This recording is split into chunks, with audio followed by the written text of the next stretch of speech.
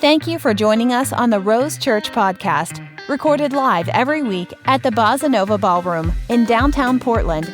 For more information about this podcast or other resources, please visit rosechurch.org or follow us on social media at RoseChurchPDX. This weekend, we are going to do something a little different again. I'm going to invite two of my best friends up, Jeremy and Justin Eagleton. They're going to come up with me. We are actually going to have a kind of group discussion with us three about friendship, about life, about what the Bible actually talks about, koinonia, which is a funny word, but it's a Greek word for relationships, for deep, meaningful longevity of relationship. And really, throughout this series, our goal and my goal for the last number of weekends has been to get you to think about relationships. We've talked about the last number of weekends that relationships can be the greatest cause of joy, and they can be the greatest cause of pain. Relationships at the end of our life, I actually think those will be the things that we look back upon and have memories and think upon. I don't think it's going to be our cars or our homes, how much money we made or where we lived or anything like that. I think our relationships are the most important thing about our life. And so if you're newer tonight, this is very different. We don't do this all the time. But I think relationship and friendship is so important to your future that we'd actually take a Sunday out and talk about it and spend some time on it. Because if you're going to be a Christian, the God that we serve, the Bible says he's three in one. He's like God the Father, God the Son, and God the Holy Spirit. So even the God that we serve lives in community. And if we're going to be like our God, we have to live in community. And the Greek word koinonia is not just like acquaintance, like, hey, how are you? I know your name and a high five. There's Thank you for listening to the Rose Church podcast here on the Apollo Podcast Network. For more information and resources, that you can please have with visit people. rosechurch.org. And tonight I want to invite two of my best friends up. This is Jeremy Qualls, Jeremy Christopher Qualls with a K. Well, we won't go there. He's married to Cassie, right here in the front row, and they have a baby Blakely, the best. And this is Justin Eagleton, and he is single and ready to mingle. So, if you are over 18, and I'm just throwing it out there, you know? You never know. You said 25? Wow. That's a pretty big stretch. At least 21. I got to be able to take you to a bar or something. Oh, that's true. That's true. All right, 21. We're upgrading over here. Anyway. Well, today I want to have a discussion about friendship, about life. And we have been friends this month for 12 years. 12 years we've spent life together. We met in college. We've gotten married together, had kids together, gone family vacations together, done our entire life, adult life at least, together. And I know maybe for some of you that you're thinking through, man, I'm 23 and I really don't have any close friends. Well, you haven't wasted any time. You can start these relationships tonight. You ever had those people that you meet and you immediately know, like, we're going to be friends for a really long time? For me, that was Gerald Lamel. The first time we ever met, we left the car after going to the Division food carts. Right? I think so. Oh, she's crying. Sorry, Mel. We left the food carts, and it was like, we got in the car, we're like, they're going to be our friends for life. You find these people that you find a similar ground and path and friendship with. And to be honest, not sounding weird, but you might meet someone tonight that you'll be friends with the rest of your life. To be honest, that's why a lot of people go to church. It's not even that they believe in God or not. They want friends. They want community. They want somebody with the same moral compass, somewhat maybe. And so they go to church to find friends, to find family. And with our Connect season starting tomorrow, I think it would be fitting and right for us to talk about friendship and about life. Because you cannot survive without them. I said this the very first weekend of this series. There's a lot of things that you can get wrong in this life. You can get the wrong haircut for a while. You can have the wrong clothes for a while. You can drive the wrong car for a while. You can make a bad investment for a while. But there is one area of your life you cannot afford to get wrong, and it's friendships and relationships. And so today we're going to talk about a few things, and we have some points that we're going to talk about. We're kind of just going to talk and banter, and it's going to be a good time. But I'll just jump in. One thing that I think you need to consider and think about when it comes to friendships and covenant relationships is you need friends that say, when you win, I win. There's a story in the book of Samuel, 1 Samuel, where Jonathan, who is the son of King Saul, who is the king of Israel, Jonathan is his oldest son, and so he's heir to the throne. He meets David, who gets called to come fight Goliath, and he meets David. After he kills Goliath, this is very interesting, and it passes by very quick in the Bible. Jonathan takes off his cloak and gives it to David. Now, obviously, we were not raised in first century Israel. That cloak would have been made for him, and anyone that would have saw Jonathan wearing that cloak would say, that's the future king of Israel. That's the son, that's the heir of our king. You know what Jonathan was saying when he took that robe off and gave it to David? Everyone that has told me kingship is my future, it's really not my future, it's your future. I thought I was going to be the next king. I thought I was the heir. I thought this was my future. But actually, God has chosen you. He's not chosen me. There's something special about people that are so secure in themselves. They're willing to celebrate you, celebrate your successes, celebrate your victories, celebrate you getting that job. And they're okay to say, I thought that was for me, but obviously God had it for you. And I can celebrate you. I can lift you up, because the Bible says that David and Jonathan were knit together. So that means for us as friends, if we're knit together and I start winning, that means they're winning because they're with me. It is easy to mourn with people in the valley. It's harder to celebrate with people in the mountaintop. Because at times while you're celebrating them, you're still in the valley. And they got the job you wanted. They got the girl before you. They got the raise that you thought you deserved. And there's that moment where you can choose, I deserve that. I wanted that. Or, man, I'm so thankful that we're together, because when you win, I win. And we are knit together. I am secure in myself. I can celebrate you. Be wary of relationships that cannot celebrate your success. Be wary of those friends that cannot celebrate your wins and your successes. We need these friendships that go, man, I win, we win. We are in this together. One thing that I've loved, I have 3 sisters, no brothers, because God hates me. But I really didn't have brothers my whole life. And so I went them. I got my first brothers of my whole life. Friends that challenged me and corrected me and were with me, and we could talk about, stuff that I'm not talking about with my sisters. But one thing that we picked up very quickly is that we can celebrate each other. Even stuff with this church and what's happened with my life and everything that's going on there. These are the first 2 to go, man, you did amazing today. I'm so excited you got the opportunity. Instead of like, well, I could have and I should have and he didn't. Find friends that they can say, when you win, I win. And that's one big aspect of our friendship, that we wear Selena shirts. And all the Spanish people said, how many Spanish-speaking people we have in church? Spanish-speaking people. Oh, yeah! How many single girls that speak Spanish? Look, Justin, look, real quick. No, I think it's like very true what he's saying, is that I've heard it said, like a rising tide raises all the ships. And so like when one of us is experiencing a success or a victory, it's not a solo act. It's something that we've all seen the work and the effort and the time and the dedication and the energy that it took to put into that. And so it would feel unnatural to not celebrate, from my perspective.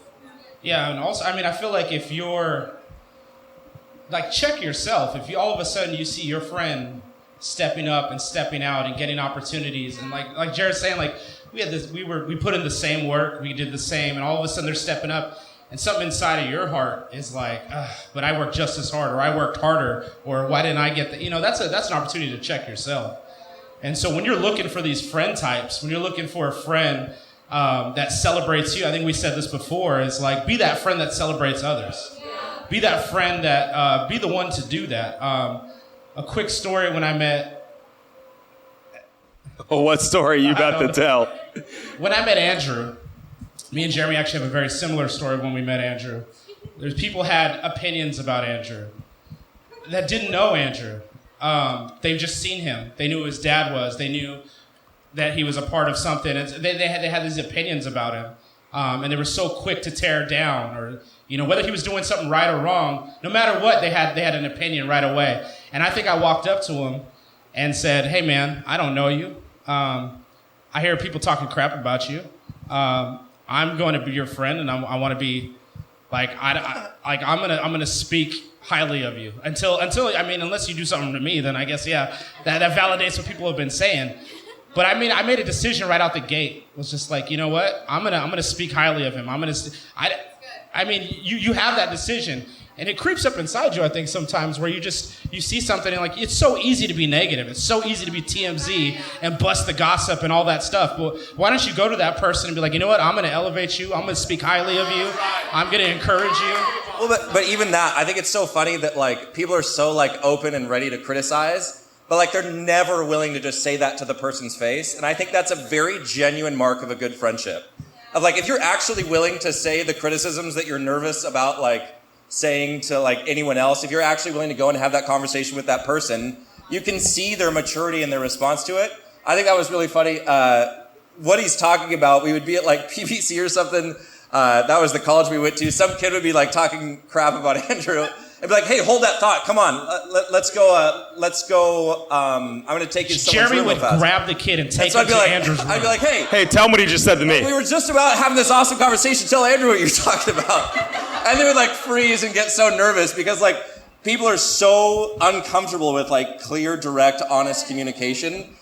If it has a slight bit of negativity. Listen, if people are willing to gossip to you, they will gossip about you. 100%. Yeah. Every time. If they're willing to gossip with you, just wait till you're not in the room. You'll be the next victim. Because for my life, I was raised in church. I was raised with a father that in the church world, which is a very small world, to be honest, a lot of people know who my dad is. And so I was always Frank Tomazio's son or Kevin Conner grandson. And these two individuals were the first people that loved me for who I was, not what I offered. So find friends that it does not matter what you offer them. They're friends with you because of who you are on the inside. Because what you offer can leave, but who you are will stay. So when they come and go when the money's there, or when you're friends with Dame Lillard, or you're friends with so-and-so, or you know the owner of that building, and then when you're not friends, they kind of disappear. It shows who they are because they're more interested in who you know than who you are. So find these friendships that are willing to rise and fall with you and be honest. Yeah, I mean, I think that's something that we all picked up on as we met each other and as we started to grow. And I mean, what I would say is you need to be selective with your friends. Now, that doesn't mean you exclude people. That doesn't mean you don't love everybody. That doesn't mean that you put people out and it's our own little club and you can't be a part of it. But what we're talking about today is a relationship that is a covenant, a knitted together, a relationship that goes deeper. These people that have your back, your ride or dies. And so when it comes to choosing those friendships, you got to be selective about it. It's wisdom is what it is. When I'm struggling, when I'm going through my darkest points, when I'm going through the worst thing that's happened to me, these are the guys that I reach out to. And let's be real, they're already reaching out to me before I have a chance. How are you doing? These last few years, 6 years? Yeah. Have been rough for all of us in different ways. This is going to make us cry, my God. We made it through this morning. The devil's a liar. No tears. That's not lasting a long time. It started with Andrew's father getting cancer. And there was a time where I was going through some stuff during that time. And even as he's going through his stuff, he's reaching out to me like, hey, man, you don't seem like you're yourself. I lived in a different state at the time. I was in New Mexico. He was here. Jeremy was up in Washington. And we were all separated. And even as he's going through his stuff, he's reaching out to me. So I'm reaching out to him. How are you doing, man? How are the treatments going? I'm praying for you. Love you, man. How are things going? Things start happening in Jeremy's life. I actually had to make a decision to move up this way and spend time with Jeremy. Things start happening with him. And we start walking through this together. And if I wasn't so selective with my group of people, if I wasn't so selective with my ride or dies, I don't think I would have made it through. I don't think these guys would have made it through some of these times, some of the hardest times, some things that, you know, if you want to hear a story, you could talk to us about it, but some things that people shouldn't have to go through. Things that people shouldn't have to go through alone. And if it wasn't for these guys, I don't think I would have made it through. We were in different states. We were in different areas, different walks of life.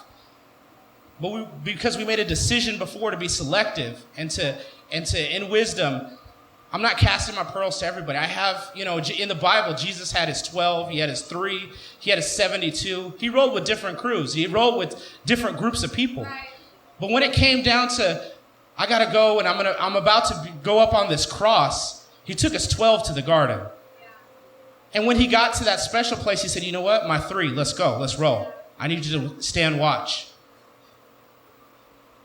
Don't take the stuff that you have for the 3 and give it to everybody out there. I'm not saying you don't have to love everybody.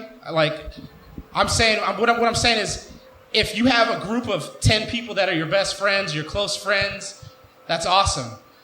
But you don't got to go, I'm so depressed. I'm just going through this. Oh, this is so hard. And then before you know it, you're just that person that's complaining. You're that person that gives out. Or maybe on the other end, people are going through so much. And all of a sudden, you're giving yourself to 10, 20, 30 people, and now you're depleted. And just because people love you doesn't mean they can help you through everything. And on the same for yourself. If you love certain people, there's people that I love and I spend time with. And then there's people that I love and I spend time with. No matter what, you call me, I'm there. No matter what, I don't have to ask the question. I'm there. And there's other people that I'm like, yeah, let's do Wednesday coffee. I'll see you. For the longest time, it was hard for me to understand that. It was hard for me to understand that this is not me not loving everybody. This is me protecting myself. And this is me protecting those people that need me to be that person to them. And I think that, what he's saying right now, we genuinely love the people in this room, but obviously there's a different level of relationship that is involved with people that you choose to do a covenant friendship that that influence is going both ways here, right? You can love and care about a large group of people, but you don't have to let every single person influence your decision making. I think that's one of the important differentiators to make, is that one of the best quotes about friendship I've ever heard is, just show me your friends and I'll show you your future. The older I get, the more true that becomes. The people that you tie yourself to, just what he's saying, as you go up, you're going to have these people going up, with you or going down with you, wherever your life track is taking you. And so it's important for you. It's not being selective or cliquey or pushing people out of your life. It's being wise and understanding these people share my life values. Our relationship is centered around Christ. We're all knowing that we're working towards this goal of being more Christ-like. And that's what the foundation of our friendship is built on, is, what I would say. That's great. Yeah, because with your friendships, eventually when you start rising, either relationships will push you higher or bring you back down. It's always one or the other. They never stay. And I think one thing in common for our relationships is bad friends will stab you in the back, but good friends will stab you in the front. You're going to get stabbed some way. No one likes to hear that. Yeah, that's a good word, though. You're going to get stabbed some way because you have flaws. And either a bad friend's going to stab you when you're not looking, or a good friend's going to go, you're an idiot, let's sit down. And the amount of times that we've texted each other going, you're stupid, stop. Why are you posting that? Where have you been lately? What's her name? I'm serious. It's true. Because we need these relationships that are, I'm serious, both of them. Yeah, I agree. It happened. I'm sorry. Not even sorry about it. But you need friends that learn how to sharpen you and challenge you. Good friendships are not void of arguments. Good friendships get better because of arguments. Exactly. I'm a best friend, let's never argue. That's not a good friend. If you've never argued with your best friend, she's hiding something. He's hiding something. Because we are all flawed, we all have issues, and we all have things we're talking about. Good friends take arguments and better each other. Start learning to be selective and choosing these people. Yeah, it just never bothered me when tough situations would happen. I grew up in a family that was very, very passive. They wouldn't confront or do anything, ever have any uncomfortable conversations. And Justin made me comfortable with intense conversations very quickly, because he would just be like, hey, you need to stop being a moron right now. And I would like get so hurt and offended, and then he would be like perfectly normal the next day. He'd be like, I don't want to talk to you. And like, you told me I was stupid yesterday. But like, you know, and then I realized like, hey, it's actually normal and okay to have confrontation and like for me, I don't know. I view friendships with a very long-term lens. Like I was talking this morning. I grew up. I'm kind of an awkward person in general. I don't know if you've had many conversations with me, but I grew up. I was the youngest of 4 kids. My closest sibling to me was 7 years older, and then the oldest was 16 years older. So I didn't have a lot of like peer communication with my siblings. I grew up in a really small church. My dad's a pastor, still pastoring in Bellingham.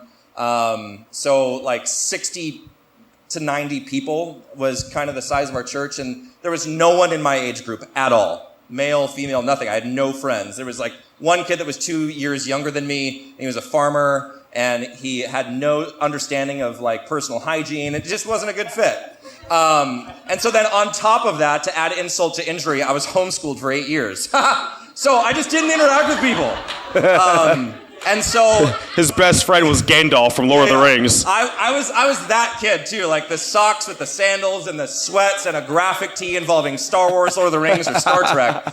And it hasn't changed. I still wear Jurassic Park t-shirts. But the point is, like, growing up, I just didn't have much opportunity for friendship. So it was something that I really looked forward to. And so inherently in me, I just didn't have the ability to take friendships for granted. When I got an opportunity to have a friendship, my immediate assumption was that this is going to be forever.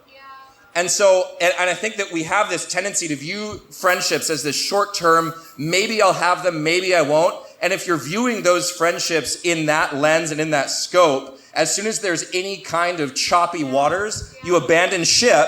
And then 3, 4, 5 years come down the road, you have a different set of friends every 3, 4 months. And you have no deep and lasting relationships with anyone who knows you to any level to actually be able to call you out with context.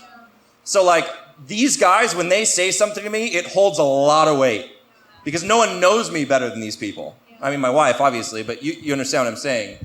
I just think that too often we view friendships as optional and we don't realize, like, if we walked into them with a long-term expectation, we're going to view these single moments with less weight and be able to celebrate our victories and downplay those stupid offenses that we like build up to these massive deals.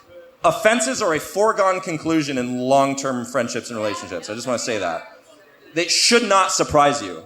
And it's one thing to have an offense, it's another thing to live offended. Offenses are a foregone conclusion. Offended is a choice. Especially if you're not willing to just go and have a conversation with a person about it. Yeah. Right? Yeah, I mean, amen. That's awesome. Word. And friendships are costly. I mean, they're going to cost you something. So count the cost, but don't let that deter you from pursuing and going deep with people. And I mean, I don't think I had too many friends myself until I moved out this way, and I don't think that I ever had a best friend until we were talking the other night. I don't even think I barely just started calling you guys my best friends publicly. Yeah, it's true. One time I was with the pastor and Jeremy came with us. I was like, this is my friend Jeremy. Like very good friend. I stopped myself from saying best friend because I never had one. I never said like these are my best friends until 4 or 5 years ago. Yeah, just recently. It was a breakthrough. Yeah. And it's crazy, you know? And so just because you don't have one now, like it was college for us. And then we met each other and we began to, you know, develop and move and just have that intention. Like this is a journey. We're going to walk stuff out. And some people might not fit. I mean, we've had friends that are close with us as well that aren't sitting here right now. And you know, sometimes some people go different directions. It's not a negative thing. Sometimes they're called to go somewhere else. So they get off on this stop. This is my stop. I love you. I'll see you. See you on the other side. Absolutely. And you still root them on. You still cheer them on. Yeah. But just know that, you know, you got to invest in it, and it's going to hurt. You know, some people will go, some people will come. But it's worth it to think through the lens of like, this is going to last a while. This is worth my destiny. This is worth my future. This is worth my family. This is worth my kids' future. Like, I'm excited to have kids so these guys can watch them and hang out with them and influence them and teach them. Like, you think long term. You think down the road. You think grandkids. And just because you don't have them right now, I mean, even if you're older, you may be 50, 60 years old. It doesn't mean that you can't start investing in relationships right now. I think that's like a really important point to make here, is that I've known people that when friends transition out of their life, they don't know how to do that in a healthy manner, and they burn that bridge because they don't know how to continue a relationship with someone that is like a distance away, or it's no longer a practical reality, and that bridge gets burned, and there's no way to bring that friendship back to fruition if you end up in the same place. I think one of the things that made it work for us while we all started in college and we all went to literal different states, we kept in contact with each other. We continued celebrating each other. We continued talking to each other through our difficult circumstances. And when we came back, it was like, oh, like this is perfectly normal. And we've still been friends for the past, 8 years at that point when we got back to a point where we're in relationship with each other. My favorite book of the Bible is Proverbs. One of the number one things I'm thankful that my dad taught me is I read a Proverbs every morning corresponding with the date. I can probably quote for you most of the book, but so much of Proverbs is premised with if-then statements, right? If you do A, B, and C, then D, E, and F will take place. Where are my English majors at, right? Anyways, so Nobody wants to raise their hand on that one. Proverbs 3, 5, and 6 is probably one of the most common. Trust in the Lord with all your heart. Lean not on your own understanding. In all your ways acknowledge him, and then he will make your path straight. And you can apply that kind of wisdom to all areas of life, whether it's relationships or work or job, whatever. We all want the then, but so few of us are willing to accurately apply the if. God, I want really good friendships. I want friendships that are lifelong and that are healthy and that can call me out and all that stuff, but I'm not willing to be patient. I'm not willing to actually apply biblical principles to my friendships and forgive somebody. I'm not willing to do all of the ifs that are required to take place for the then. I just want the then. And that's just, the reality is, it's just not how it works. Even in our Christian faith, we look at all these blessings that we want on the faith side of our relationship with God, and God gives us these clear principles to walk out in our day-to-day, and we complain when we don't get the then because we haven't put in any of the ifs. And friendships require a lot of ifs. It's just The funny part is, some of you are like, okay, I'm going to go up to somebody and go, we're friends for life. Don't do that. It's kind of weird.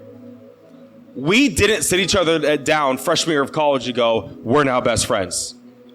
It just happened. We just kept showing up. We kept being around. We kept texting. And then 5 years later, it's like, hey, you're still here. And then 7 years later, it's like, you're still here. And now 12 years later, it's like, okay, this is probably a life thing. But we didn't choose that. God ordained and specifically put us together. We didn't sit down one day and go, let's be friends for life. We did sit down our freshman year of college and talk about literally this moment right now. Our freshman year of college, we were 18 years old. We go, let's just start a church together sometime in the future. And now we are sitting in a miracle we thought about 12 years ago. But we didn't plan this out. Outside of this, we thought about this. But our friendship, we didn't plan this out. So I'm not saying tonight you just turn around to the person behind you and go, you're my best friend for life now. It's a little weird. May not land like you think. Yeah. May not. Your mom is still your friend. Calm down. We want to land soon. This morning, I told a story about him, like, in like class, when you trade Cheetos for stuff. If I go give you my Cheetos for your, candy. I was like, dude, you're homeschooled. You're trading with your mom during lunchtime? That's kind of weird. I always won those trades.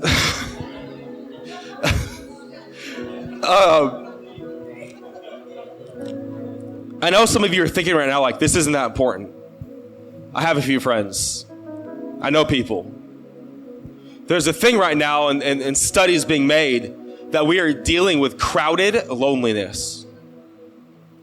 I'm not asking you, do you do life around people? I'm asking you, do you do life with people? And it's not 50. You might have 50 friends, 50 acquaintances, but it's a small handful of I am doing my life. They are watching my kids. I would trust them with money. I would trust them with my future. I would trust them with the bad side of me. Do you have those friends? It is so important to my life, our life, I think the biblical narrative, that we would take an entire day and ask the simple question, Do you have these friends? And if you don't, you should think about them.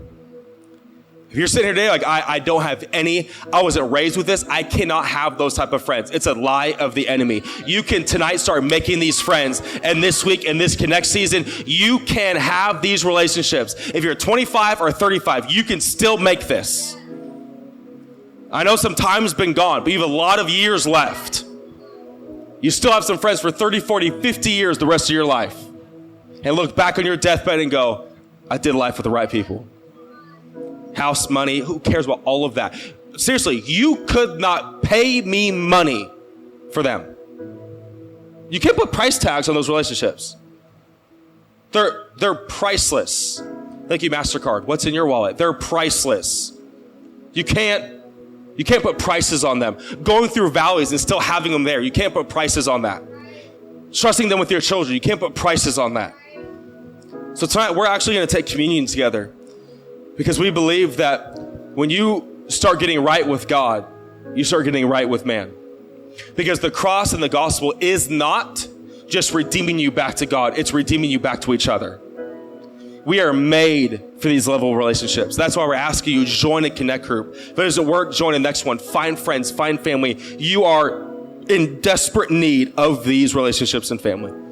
So would you mind just bowing down and getting your communion cup? If you're newer to our church and you don't want to take communion, that's totally fine. You do not have to by any means at all. But if you grab that, once you get it, can you stand to your feet once you have it? Just grab it and you can open it up. I would warn you to open it slowly so you don't spill on your new shoes. But open it. There's a cracker in the top, and then there's some juice in the bottom. But begin to open it and get ready. The Bible talks about communion. It's called the communion table. That they would come around this table, and it wouldn't be in a church service, it'd be in a home. And they would come around this table and pray for each other and talk with each other, remind each other what God's done for them, remind each other about the cross, remind each other about Jesus. And 1 Corinthians, Paul says, whenever you come and do communion, think of me. But in the context, he even writes it, when you're doing this, it's not about alone, it's about when you do it together with your family and with your church and with your covenant relationships. Do communion together. Truly, we're going to take communion, and I think this is, I don't really orchestrate this, but I think it's God that we're having this message today. We're taking communion today. Connect groups start tomorrow, and I'm telling you, this next season of life could shift your entire future. You start finding these relationships. I'm going to have Jeremy and Justin pray as we get ready to take communion. Go ahead and grab it, and we'll pray. Thank you for listening to the Rose Church podcast here on the Apollo Podcast Network.